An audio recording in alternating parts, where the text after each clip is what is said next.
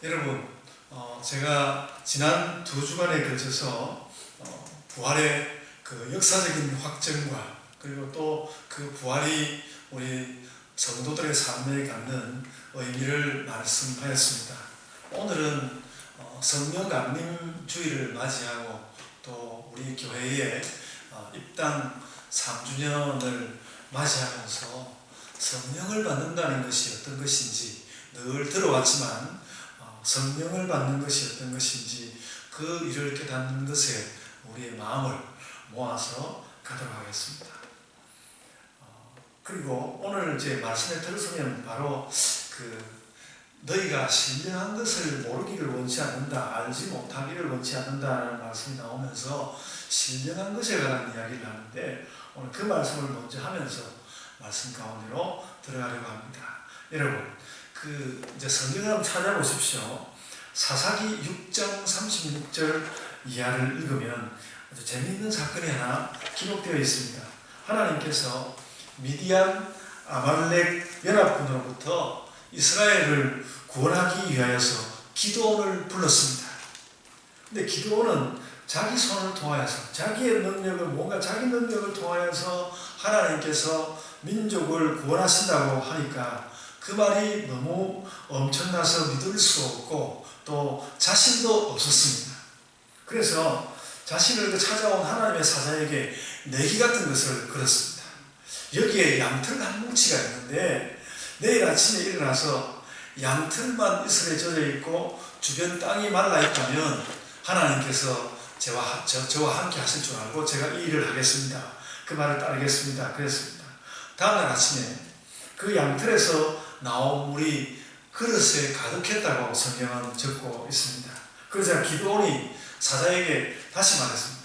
너무나 죄송스럽지만 제가 한 번 더 말씀하겠습니다. 이번에는 양털 뭉치에는 이슬이 전혀 내리지 않고 그 양털 주변에만 이슬이 내리게 해 주소서. 그러면 제가 정말로 믿고 가겠습니다. 이렇게 이야기를 했습니다. 다음날 아침 정말 양털은 말라있고 땅은 젖어 있었습니다. 그래서 여러분, 저는 오늘 이 사사기의 기도와 관련된 말씀을 읽다가 그 약속한 첫날 그 그릇에 물이 가득 찼다는 말에 굉장히 시선이 확 끌려갔습니다. 그냥 겨우 양털 뭉치에 물방울 몇 개 정도 이렇게 적셔져 있는 것이 아니라 양털 한 뭉치에서 물이 그릇을 가득 채울 만큼 물을 짜낼 수 있었습니다. 그러니까 옛날이어서 뭐 그렇게 요즘처럼 조그마한 그런 그릇이 있는 데도 아니고 꽤 큰 그릇에 양털로부터 물을 짜낼 수 있었다는 것이죠. 이런 것이 하나님께서 신자들에게 힘을 주시는 방법입니다. 그것이 하나님의 마음이요, 열심이요, 충만입니다. 그러니까 그릇에 물이 가득한 것이 하나님께서 우리를 향해서 보여주시는, 신자들을 향해서 보여주시는 충만이라는 것이죠. 결국 이 하나님의 열심, 하나님의 이 충만한 열심으로 기드온은 미디안 아말렉 연합군을 물리쳤고요. 역사 속에 오랫동안 이스라엘 영토에서 동서를 연결하는 딱 한 곳만 그 계곡이 있거든요. 이스라엘 영토에서 동서를 연결하는 이스라엘 계곡을 이스라엘이 지배할 수 있게 되었습니다. 이스라엘과 블레셋의 영원한 전쟁터, 이스라엘과 블레셋의 영원한 전쟁터 머깃도가 바로 여기에 있습니다. 그런데 여기에다가 기드온이 결정적인 한 방을 타격하였습니다. 기드온이 여기에 큰 흔적을 남긴 것이고 그것은 이스라엘 전쟁사에서 굉장히 중요한 국면으로 남아있습니다. 그래서 그 기드온의 확신을 위해서 양털 한 뭉치에 물 한 그릇이 그득히 베이도록 하신 하나님의 그 신령한 열심으로부터 저는 오늘 말씀을 시작하려고 합니다. 이런 것이 바로 신령한 일의 표본입니다. 오늘 본문은 시작하자마자 신령한 것에 대해서 알아야 한다고 말씀하였습니다. 아까 시작할 때 말씀드린 그대로입니다. 형제들아, 신령한 것에 대하여 나는 너희가 알지 못하기를 원하지 아니하노니 이렇게 1절에 말씀하였거든요. 그렇게 말했는데요. 그렇다면 신령하다는 것은 무엇인가? 여기에 대해서 여러 가지 말을 덧붙일 필요가 없고, 신령하다는 것은 세상에서 나온 것이 아니라 하나님으로부터 나왔다는 것입니다. 기드온에게는 전쟁에서 이기도록, 기드온이 전쟁에서 이기도록 하나님께서 어떤 신령한 것을 보내주셨습니다. 그리고 기드온에게는, 하나님께서 이렇게 하셨을 때 기드온에게는 어떤 신령한 일이 일어났습니다. 그렇다면 바울은 오늘 우리 읽은 고린도전서, 여기에서 바울은 고린도 교회에 무슨 신령한 일이 일어나야 한다고 말씀하고 있는 것입니까? 우리는 그 말씀을 고린도전서 말씀 가운데서 찾아가야 할 것입니다. 그래서 오늘 본문의 뜻을 따라서 이 말을 조금 더 나누어서 이야기하자면 이런 것입니다. 1. 고린도 교회에 일어나야 할 신령한 일은 무엇인가? 2. 그리고 왜 신자들마다 이 신령한 일을 꼭 알아야 한다는 것인가? 거기에 대하여서 오늘 본문은 말씀하고 있습니다. 제가 여기에 대해서도 복잡하게 말씀하지는 않겠습니다.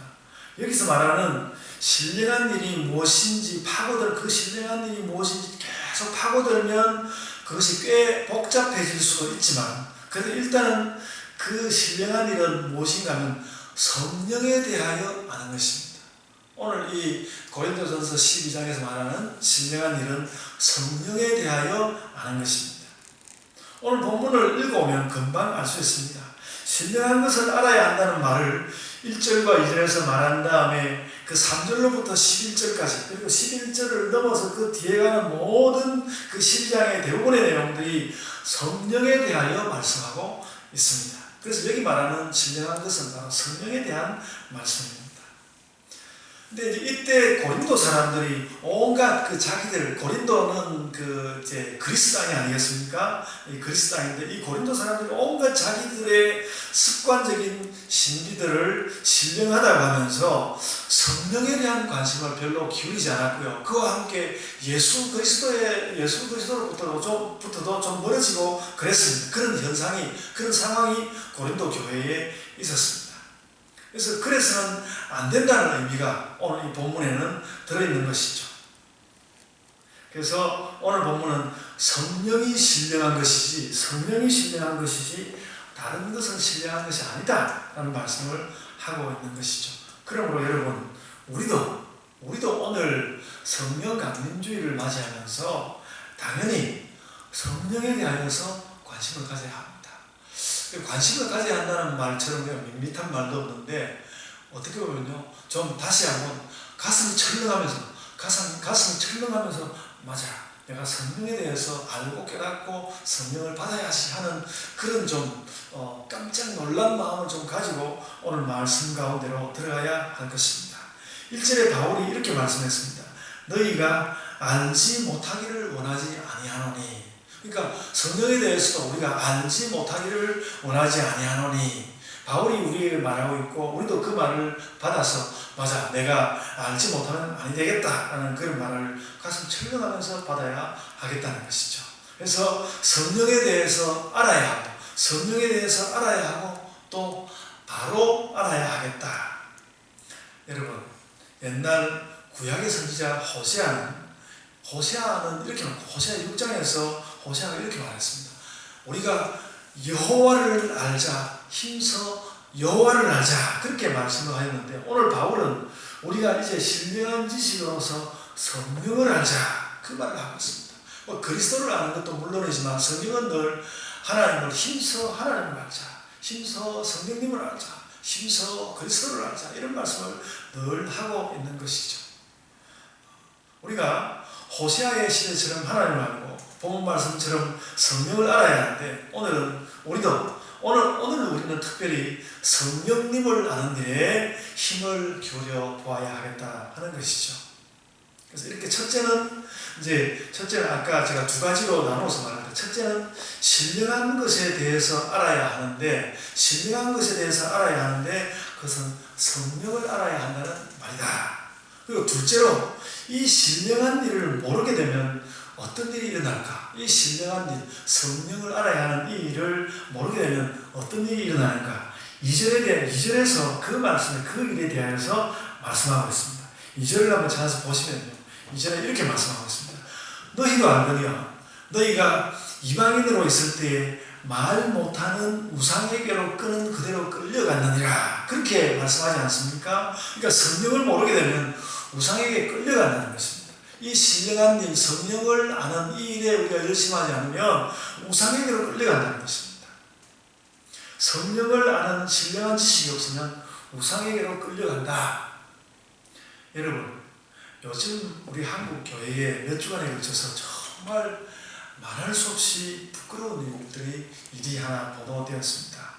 젊은 사람들이 수천 명이 모이는 그런 교회에 목사가 제멋대로 왕과 같이 행세하고 또 리더 훈련한다고 하면서 성도들을 거의 학대하다시피 하고 밤에 잠을 안 자고 말이죠. 그래서 밤에 잠을 못 자가지고 막 뇌출혈이 와서 입원하는 그런 일들이 다 생기고, 그래서 무슨 그 인분을 먹인다느니 공동묘지에서 기도를 하게 한다느니 이런 소문이 파다했습니다. 그래서 MBC PD수첩, KBS 제보자, 또 판도라 TV, 네이버 TV, 뉴스엔저이, 평화나무 등등 여러 그 매스컴에서 사회 일반 보도와 교계 뉴스가 요즘 한 장 동안 아주 법석이었습니다. 그러는 한국의 그 담임 목사는 적어도 이제 외제차 2대를 사용하면서 그걸 막 성도의 선물이라고 자랑하는 그런 화면들이 또 텔레비전에 비춰지고 그랬는데, 말하자면 거기에는 그 교회는 일종의 목사 숭배 같은 것이 있었습니다. 그 제비를 뽑아가지고 목사님 먹던 밥 먹는 내기 같은 거 말이죠. 그랬습니다. 그리고 지금은 그들이 그렇게 막 세월이 흘러가다 보니까 그들이 대체 우리들이 뭘 믿는지도 모르는 가운데서 시간이 흘러가고 있는 것입니다. 그래서 이 성령에 대해서 알고 정말 신령한 일을 잘 알지 못하면 이런 어이없는 일이 일어난다는 것입니다. 말 못하는 우상에게로 끄는 그대로 끌려가느니라. 이게 오늘날도 일어나고 있다는 것이죠. 오늘날처럼 과학이 발전했음에도 불구하고 그런 일이 일어난다는 것이죠. 그것도 교회 안에서. 그 교회는요, 우리 교단의 평양노회에 속한 교회고요. 작년부터 올해 초까지 그 목사는 그 노회에서도 부노회장까지 하고 이번에 노회장까지 되려고 했는데 이 사건이 터지면서 이제 사퇴하고 그런 일이 일어났습니다. 이런 시기에, 그래서 이런 시기를 맞으면서 우리는 의롭다가 아니라 이런 시기에 교회는, 온 교회가 사실 우리 교단 전체가 그 사회를 향해서 죄송하다고 사실 이런 발표를 해야 되는 거예요. 그 종회장 목사님 같은 분이 나와서 너무 잘못했습니다 이런 고백을 사실 해야 되는데 어떻게 할지 좀 종회도 지켜보고 그래야 하겠습니다. 이런 시기에 교회는 스스로 죄를 시인하고 또 하나님께 회개하는 것이 옳습니다. 회개의 참모습은 우리의 바른 모습을 더욱 바르게 해서 사는 것입니다. 요즘은 총회나 교회단체가 주관해서 어떻게 보면 요즘 이게 코로나 바이러스 와 있는데 좀 교회단체가 주관해서 기독교 의료인들을 좀 모아서 활동하게 하고 또 정부와 합의하여서 감염 없이 교회가 어떻게 일상생활로 돌아갈 수 있는지 그런 것들도 좀 잘 이야기를 내서 그런 것도 실험하면서 예배도 드리면서 갈 수 있는 이런 길을 사실 찾아야 하는 것이죠. 실은 이제 요즘에 한참 그 문제를 일으켰던 그 전광훈 목사는 그가 이제 한기총 대표 회장이지 않았습니까? 근데 이 한기총은 한국 기독교 총연합, 이 한기총은 그 오랜 동안 개신교 교회가 국가를 상대하는, 그 정부를 상대하는 공식 기구거든요. 다른 데서는 개신교 교회를 대변할 수가 없습니다. 여기가 대변하게 되어 있는 거예요.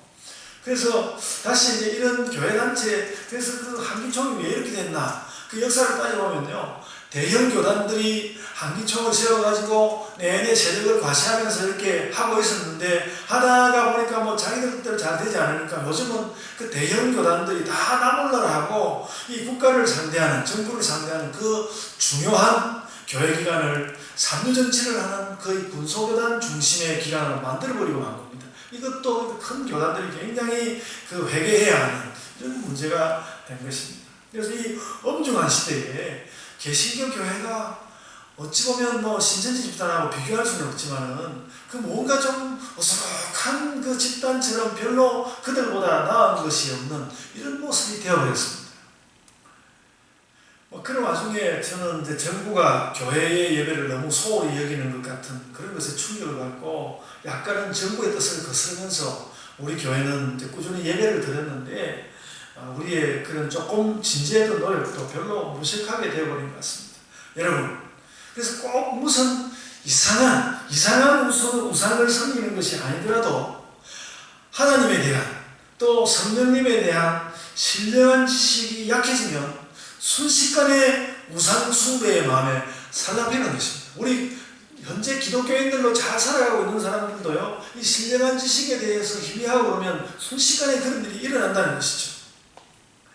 제가 짧게지만 이왕 우리 교회 예배에 대해서 말씀이 나왔으니까 객관적으로 쳐서 조금만 말씀을 드리겠습니다. 그렇게 우리의 정체성을 지키고자 해서 교회에 모여서 예배를 드리다가 지난 주간에 우리 강매동 교회 인근에 확진자가 다수 발생함에 따라서 피할 수 없이 예배를 이렇게 온라인으로 드리게 되었습니다.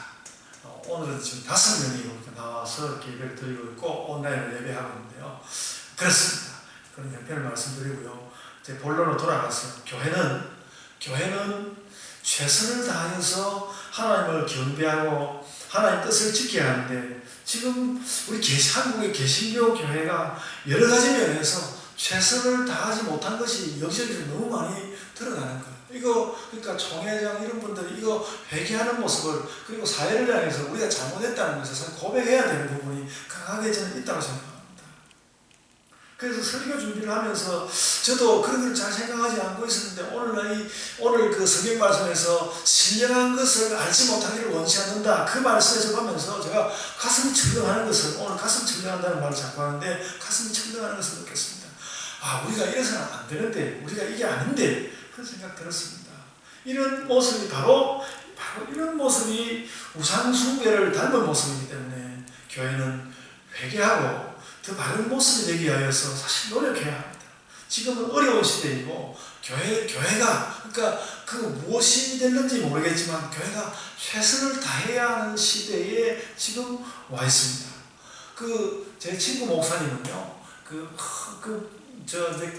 흑해 연안에 아직 세계적으로 인정도 되지 않은 나라이니까 아파시아라는 인구 다해 한 몇십만 되는 그 나라에서 그들도 이제 이 코로나 바이러스에 시달리고 있는데 어떻게 이제 한국과 연락을 해가지고 어렵게 이제 우리나라의 진단 키트를 거기서 이제 이렇게 배달을 받아가지고 그 아파지아 사람들을 위해서 굉장히 노력을 하고 있더라고요.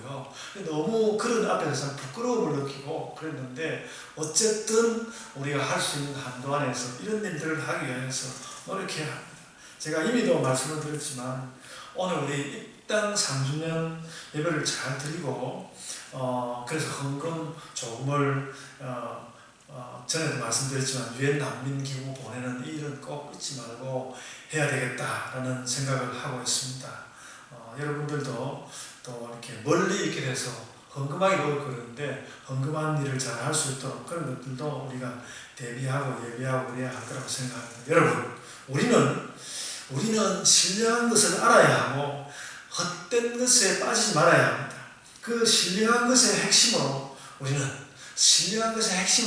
신령한 것의 첫걸음으로 우리는 성령을 알아야 합니다. 성령 받는다는 것이 무엇인지 깨달아야 합니다. 그래서 이렇게 해서 오늘 말씀의 초입은 신령한 것을 알아야 하고 그렇지 못하면 우리가 우상의 꾀임에 빠지게 될 것이다. 그래서 그 말씀을 1절 2절에서 하고 3절로 넘어가면서 오늘 본문 3절로 넘어가면서 그 신령한 것이 무엇인지를 밝히고 있습니다. 우리는 이미 이 신령한 것이 성령이라는 일이다 하긴 했는데요. 정말 성령에 대해서 말할 수 있는 가장 상식적이고도 중요한 것을 3절에서 말씀하고 있습니다. 그러니까 이거는 어떻게 보면 너무 상식적인 이야기여서 이 정도야 당연히 하고 있지 이렇게 생각하기 쉬운데 우리가 이 말에 아주 주의를 기울이고 이 말씀을 잘 받아서 이 말씀대로 정말 딱 우리가 그렇게 되기 위하여서 노력하여야 하는 말씀으로 오늘 이 고린도전서 12장 3절이 기록되었습니다. 성령께서는 사람들의 수많은 행위를 통해서 그 성령의 존재를 드러내시는데요. 성령이 하시는 일이 뭔가 그 12장 3절을 보시면요. 첫째는 성도로 하여금 예수님을 저주하지 않게 하는 것이고, 둘째는 성도가 예수님을 주로 고백하게 하는 것입니다. 그 두 가지 이거 굉장히 중요한 이야기입니다. 3절 말씀을 보시면요. 그러므로 내가 너희에게 말하노니 하나님의 영으로 말하는 자는 하나님의 영, 이 성령 아닙니까? 성령으로 말하는 자는 누구든지 예수를 저주할 자라 하지 아니하고, 또 성령으로 아니하고는 누구든지 예수를 주시라 할 수 없느니라, 이렇게 말씀하고 있습니다.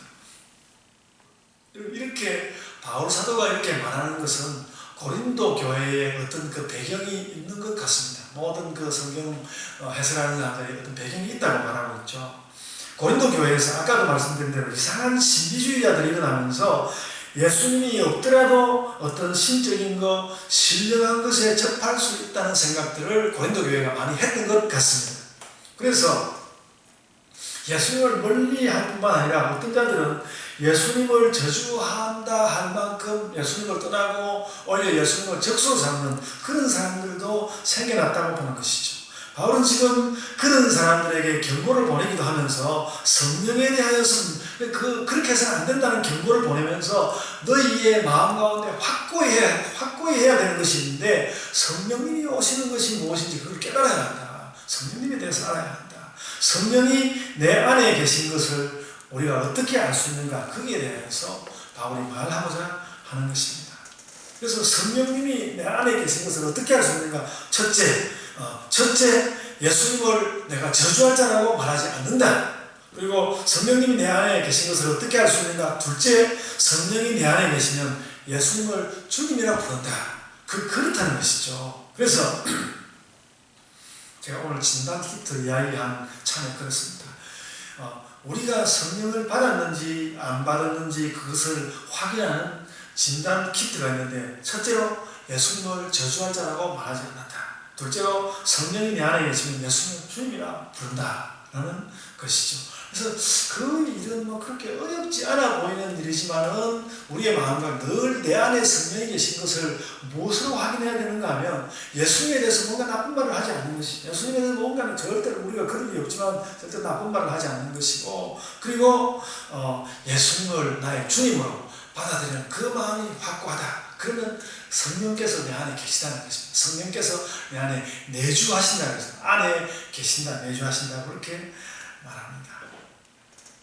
성령 받은 것이 아마 성경 전체에서 성령 받은 것이 무엇인지 이보다 분명하게 말하는 구절이 없을 것입니다. 그래서 다른 데서 이제 성령 이야기하면서 굉장히 신비적인 것을 또 이야기하고 기적도 이야기하고 그러니까 12장 3절 이 구절은 그냥 너무 상식적으로 쉽게 여겨서 넘어가기 쉬운데, 오히려 이 누구에게나 적용될 수 있는 12장 3절의 이 말씀이 아주 중요하다는 것입니다. 여기로부터 출발한다는 것이죠. 이 말을 먼저 알아야 한다. 그럼 성령 받는다는 것이 그렇게 단순한 것인가? 성경은 그것은 실로 단순하고 어려운 것을 요구하지 않는다. 성령 충만, 성령 받는다는 것을 그렇게 어떤 어려운 것으로 요구하지 않는다는 것이죠. 성령의 가장 중요한 일은 예수님을 믿고 그 이름을 부르게 하는 것이다. 그 이름을 부르게 하는 것이다. 여러분, 우리가 2주 전에 바울이 예수님 만난 장면을, 제가 바울이 예수님 만난 장면, 예수님이 그 성천에 가시고도 2, 3년이 지난 이후에 바울이 예수님을 만난 그 장면에서 그가 예수님을 만난 것이 분명하다는 것을 입증하려고 우리가 노력하지 않았습니까? 그것을 입증하기 위해서 노력한 것처럼, 마치 그것처럼 우리가 전력을 기울여서 예수님을 주님이라고 부르는 그것이 성령께서 내 안에 계신다는 것에 가장 중요한 증거라는 것을 우리가 입증해야 되는 것이다. 입증이라기보다는 우리가 우리 스스로를 안에서 확인하는 것. 이게 너무 중요하다는 것이죠. 너무 중요하다. 내 안에서 그것이 중요하다. 예수님을 주님이라 부른다면 바로 그 때문에 내 안에 성령님도 함께 확인된다는 것입니다. 내가 예수님을 주님 이렇게 부를 때는 내 안에 계신 성령님이 함께 확인된다. 그 말이 근데 그 말이 정말 맞는 말입니까? 제가 이제 이 설교를 준비하다 보니까 그 말씀이 떠올랐습니다. 마태복음 7장 21절을 보면요, 한번 찾아보십시오. 마태복음 7장 20절에 보면 21절에 보면 예수님이 뭐라고 했는가 하면 주여 주여 하는 자가 다 천국 가는 것이 아니라고 그렇게 말했습니다. 주여 주여, 그 예수님을 부르는 거 아닙니까? 주여 주여 하는 자마다 다 천국 가는 것이 아니라 그렇게 말하지 않았습니까? 여러분, 근데 정말 예수님을 주님이라 하기나 하면 주님이라고 부르기만 하면 성령을 받은 거 맞습니까? 이렇게 되물을 수 있지 않습니까? 근데 오늘 본문은 말씀합니다. 아멘, 그렇습니다. 그렇게 말하는 것이죠. 우리는 우리에게 성령이 와 있는 것을 여러 가지 신비한 일로 입증해야 되는 것으로 자꾸 그렇게 생각하기 쉽지만, 반대로 우리는 역사 가운데서 그런 특별한 사람들은 별로 많지 않았다는 것도 알아야 합니다. 실은 별로 많지 않았다는 것도 알아야 합니다. 그러나 그런 어떤 신령한 것으로 입증하지 않고도 예수님을 진심으로 믿고 주님의 이름으로 경건하게 선하게 살다간 사람이 무수히 많다는 것을 우리는 알아야 합니다. 이것은 무엇을 말하는가? 어떤 특별한 은사가 아무것도 아니라는 말은 아닙니다. 특별한 은사는 역시 특별하죠. 근데 특별한 은사가 아무것도 아니라는 말은 아니고요. 그러나 특별한 신비적 은사를 받지 않았다 하더라도 성령 받은 것은 확인되는데, 그러니까 특별한 은사를 받지 않아도 성령 받은 것이 확인되는데, 즉 예수님을 주님이라고 부르는 것이다. 그래서 예수님이 주여 주여 하지만 말고 하나님 뜻대로 살아라. 그러니까 7장 21절에 그렇게 말했는데 주여 주여 하지만 말고 하나님 뜻대로 살아라 이렇게 말했거든요. 이것은 그 하나님의 말씀, 하나님 뜻대로 살아라고 하는 그 말은 엄청난 신비로 성령 받은 것을 확인하라는 그런 말은 아닙니다. 그런 말은 다른 것이죠. 예수님을 주님으로, 내가 주님으로 인정하는 그만큼 그렇게 일상 가운데서 주님의 뜻을 이루면서, 하나님의 뜻을 이루면서 그냥 살아가라는 것입니다. 어떤 다른 특별한 것으로 입증하는 것이 아니라는 것이죠. 바울이 예수님을 주님이라 부르라고 한 말과, 예수님을 주님 이렇게 부르라고 한 말과 예수님이 이름만 부르지 말고 그 뜻대로 살아라, 마태복음에서 말한 그 말은 실은 거의 같은 말입니다. 예수님의 그 말도 결코 어떤 특별한 일로 성령 받은 것을 입증해라고 말하는 것이 아니라는 것이죠. 그래서 성령님은 우리가 쉽게 말하면 성령님은 하나님의 마음이요, 예수님의 마음으로서, 하나님의 마음과 예수님의 마음으로서 우리와 성령님은 뭔가 하면 우리가 소통하는 분이십니다. 지금도 성령님이 우리가 소통을 하시거든요. 소통하는 분이신데 우리가 예수님을 주님이라고 부르는 것은 이미 성령님과 나와의 사이에 소통이 일어났다는 것이고, 그러므로 성령께서 내 안에 내주하신다는 것입니다. 자, 여러분, 지난주에서 오늘도 여러분들이 저를 따라서 해보십시오. 주님. 한번 따라 하십시오. 주님.